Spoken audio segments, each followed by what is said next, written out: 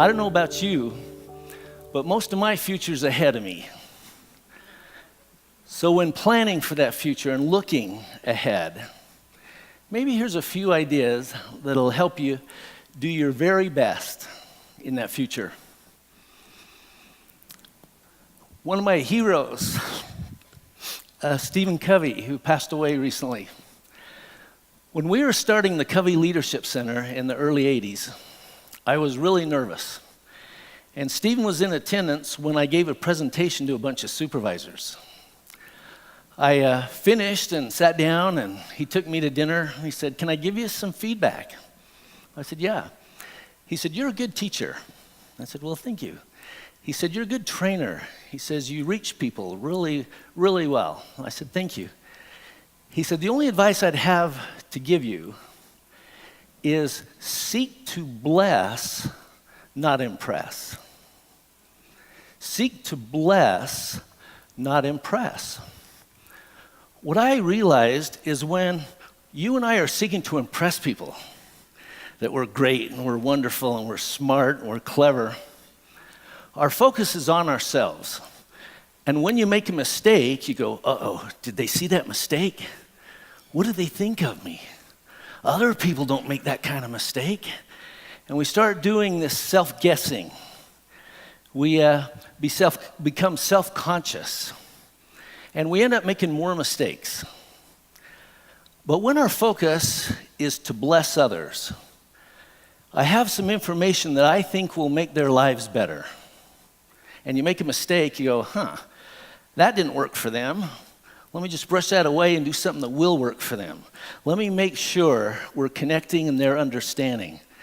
And as your focus is on them, you actually operationalize a principle called start with heart. Your motives are about blessing. Your motives are about helping. And it's not about me. I found that to be one of the most important bits of advice I've ever received. And I pass it on to you in the same spirit I received it.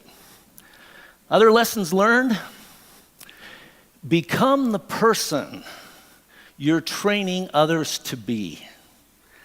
Become the person you're training others to be. You're training others not just to use some communication skills, not just to have a different way of thinking about influence.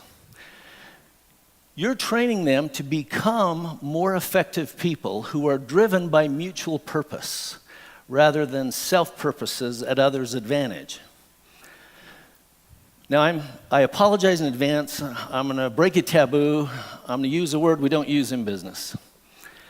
I believe your work is about love and teaching people the skills of loving, to look for mutual purpose first. And it may be transactional. In this instance, what is our mutual purpose? But the more you use these skills, the more you think of mutual purpose, the more you start with heart and say, what are my motives? It starts being relational, not transactional.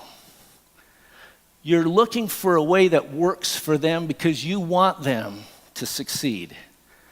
You want them to do well in pursuit of their goals. As you continue and persist with the use of these skills, it becomes beyond transactional. It becomes a worldview. That in fact, you care about others. You want them to succeed. Even if they're in a little village in Bali, in Africa, far away, you want their lives to be better. Mutual purpose becomes a way you live and a way you see. Love is the word I would use. Mutual purpose is a little more business friendly. As you become this person you're training others to be, something happens that changes you from a good trainer to a great trainer. The difference between a good and a great trainer is a great trainer trains with conviction. They know in their heart that what they have will be a blessing and help to others. Their own lives have been improved by it. And as they train it with others, they know that their lives will be improved as well. Now, becoming the person you're training them to be, that means walking your talk, right? But it doesn't mean being perfect. It means you quickly apologize when you make a mistake. I'm sorry. I shouldn't have called you a fathead. Okay? You quickly apologize when you make a mistake. You let people know that you're a person in the process of becoming. You say, I don't always do this well. I'm sorry, but I'm trying.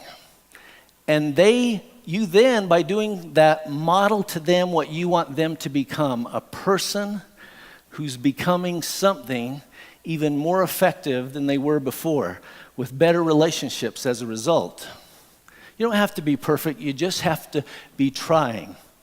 And the more you experience these things and wrestle with them, the better you'll be able to advise people and answer their questions and share your stories with them.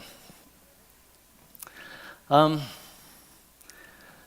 also feel one of the most powerful things you can do to be an effective teacher, an effective trainer, an effective speaker and presenter is to use stories to touch people's minds and hearts.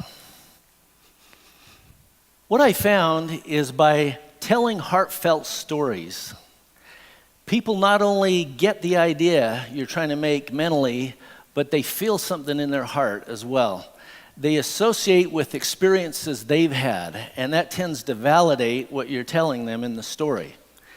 Now, you can tell this story by saying, let me tell you about what an experience a friend of mine had. And you could tell this story without pretending it's your story, correct?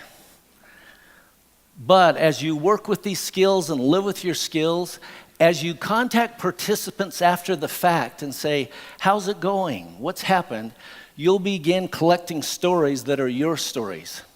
And so by mixing some of our stories with your stories, you can use stories in a powerful, powerful way to teach and train.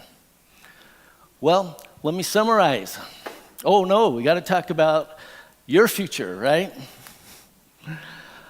The future is not merely the result of choices among alternative paths presented by the present, but a place that's created. Created first in mind and will, created next in activity. The future is not some place we're going to, but one we are creating. The paths to it are not found, but made.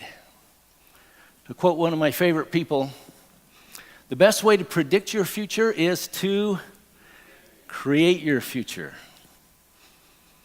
What future are you creating?